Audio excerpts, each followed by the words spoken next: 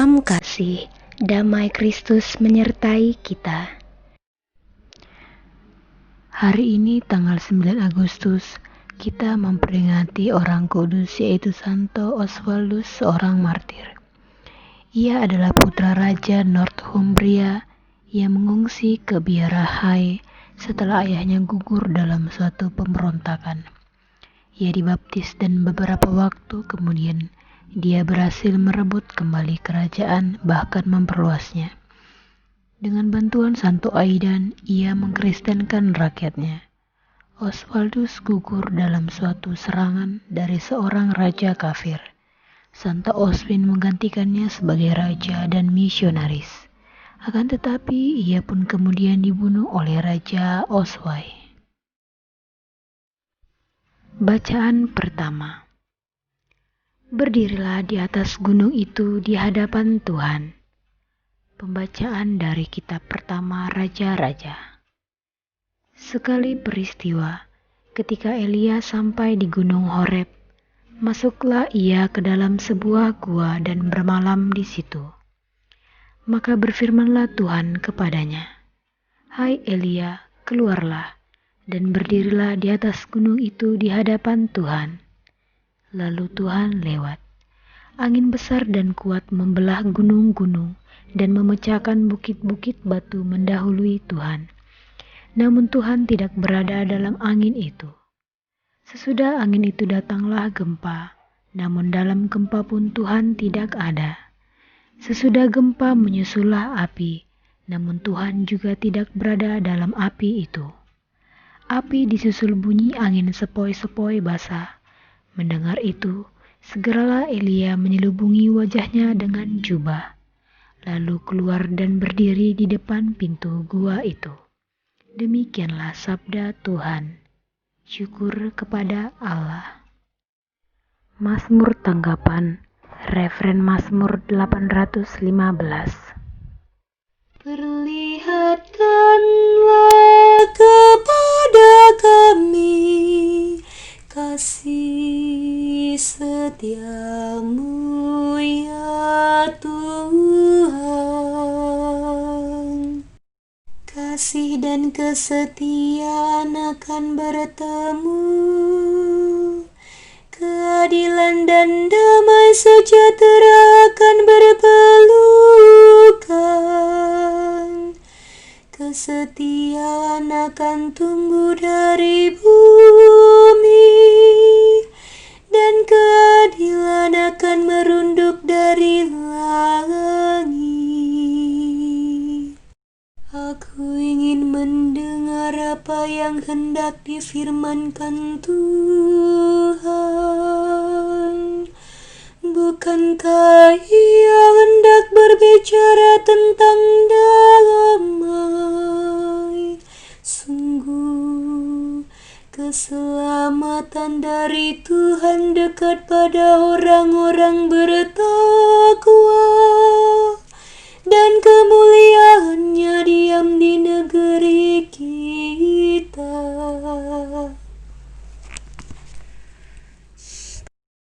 Tuhan sendiri akan memberikan kesejahteraan, dan negeri kita akan memberikan hasil. Keadilan akan berjalan di hadapannya, dan damai akan menyusul di belakangnya. Bacaan Injil hari ini. Tuhan, suruhlah aku datang kepadamu dengan berjalan di atas air. Inilah Injil Yesus Kristus menurut Matius. Sesudah mengenyangkan orang banyak dengan roti, Yesus segera menyuruh murid-muridnya naik perahu dan mendahulunya ke seberang. Sementara itu ia menyuruh orang banyak pulang. Setelah orang banyak itu disuruhnya pulang, Yesus mendaki bukit untuk berdoa seorang diri. Menjelang malam ia sendirian di situ. Perahu para murid sudah beberapa mil jauhnya dari pantai dan diombang-ambingkan gelombang karena angin sakal. Kira-kira pukul 3 pagi, Datanglah Yesus berjalan di atas air kepada mereka. Melihat dia berjalan di atas air, para murid terkejut dan berseru, "Itu hantu!" Lalu mereka berteriak-teriak ketakutan. Tetapi Yesus segera menyapa mereka, katanya, "Tenanglah, inilah aku, jangan takut." Lalu Petrus berkata, "Tuhan, jika benar Tuhan sendiri, suruhlah aku datang kepadamu dengan berjalan di atas air." Kata Yesus, "Datanglah." Lalu Petrus turun dari perahu dan berjalan di atas air mendekati Yesus. Tetapi ketika dirasakannya tiupan angin, Petrus menjadi takut dan mulai tenggelam, lalu berteriak, "Tuhan, tolonglah aku." Segera Yesus mengulurkan tangannya, memegang Petrus dan berkata, "Hai orang yang kurang percaya, mengapa engkau bimbang?" Keduanya lalu naik ke perahu dan angin pun reda. Orang-orang yang ada di perahu menyembah Dia, katanya, "Sesungguhnya Engkau Putra Allah." Demikianlah Injil Tuhan. Terpujilah Kristus. Bapak, Ibu, serta saudara-saudari yang terkasih, mengacu pada bacaan Injil hari ini, Kristus meneguhkan iman para rasul dengan kuasanya atas alam. Adapun makna kuasa Kristus yang bisa kita petik antara lain, yang pertama meneguhkan.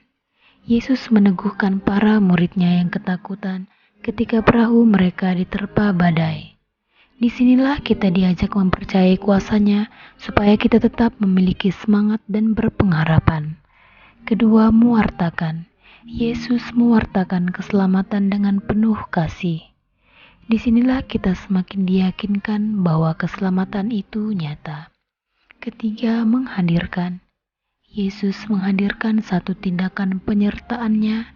Disinilah kita diajak memiliki iman yang berani mengakui bahwa Yesus adalah Tuhan. Bapak, Ibu, serta saudara-saudari yang terkasih, mengacu pada bacaan Injil hari ini, Kristus meneguhkan iman para rasul dengan kuasanya atas alam. Adapun makna kuasa Kristus yang bisa kita petik antara lain, yang pertama meneguhkan. Yesus meneguhkan para muridnya yang ketakutan ketika perahu mereka diterpa badai. Disinilah kita diajak mempercayai kuasanya supaya kita tetap memiliki semangat dan berpengharapan. Kedua, mewartakan. Yesus mewartakan keselamatan dengan penuh kasih. Disinilah kita semakin diyakinkan bahwa keselamatan itu nyata. Ketiga, menghadirkan. Yesus menghadirkan satu tindakan penyertaannya. Disinilah kita diajak memiliki iman yang berani mengakui bahwa Yesus adalah Tuhan. Bapak, Ibu, serta saudara-saudari yang terkasih, semua pemikiran dan pekerjaan kita hendaknya dimulai, disertai, dan diakhiri bersama Kristus. Dengan demikian kita pasti sampai tujuan dengan selamat. Karena Kristus selalu hadir menyertai kita, serta saudara-saudari yang terkasih, renungan pada hari ini, tenanglah, aku ini, jangan takut. Yesus menyebutkan kata jangan takut dalam Injil hingga 20 kali. Hal ini menarik karena saya percaya Yesus mengatakan hal ini sebanyak itu bukan tanpa maksud. Dalam segala situasi, rasa takut selalu ada, terutama ketika kita menghadapi ketidakpastian, badai hidup, sakit penyakit, bahkan lainnya. Selain Injil Matius, Injil Markus dan Yohanes pun menceritakan kisah yang sama dalam bacaan hari ini. Namun hanya dalam Injil Matius diceritakan permintaan Petrus untuk melakukan seperti yang dilakukan gurunya. Ketika Yesus meredakan angin ribut, Ia menghardik angin itu dan berkata kepada danau itu, "Diam, tenanglah." Tetapi kali ini berbeda. Yesus berseru kepada para murid, "Tenanglah, aku ini, jangan takut." Yesus ingin agar para murid tenang dan tidak takut. Sekalipun badai dan angin masih ada, dengan kata lain Yesus ingin menekankan bahwa hati yang tenang dan tidak takut tidak bergantung kepada apa yang terjadi dalam hidup kita saat ini.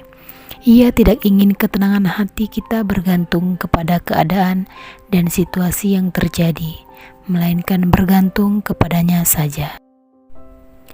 Petrus meminta dapat berjalan di atas air seperti yang Yesus lakukan. Namun ketika fokusnya berubah, ketika kepercayaannya kalah oleh keganasan badai, ia mulai tidak tenang, takut, dan akhirnya mulai tenggelam. Dan kali ini Yesus menegur Petrus sama seperti waktu ia menegur para murid ketika ia meredakan angin ribut. Hai orang yang kurang percaya, mengapa engkau bimbang? Namun ketika Yesus naik ke perahu, angin badai pun tenang. Ketika kita mengundang Yesus untuk masuk dan tinggal dalam hati kita, maka kita pun dapat mengalami ketenangan karena kita tahu Ia ada bersama dengan kita. Berdoalah senantiasa, maka Tuhan akan memberikan ketenangan untuk melewati badai hidup ini. Salam damai Kristus, semoga Tuhan memberkati kita.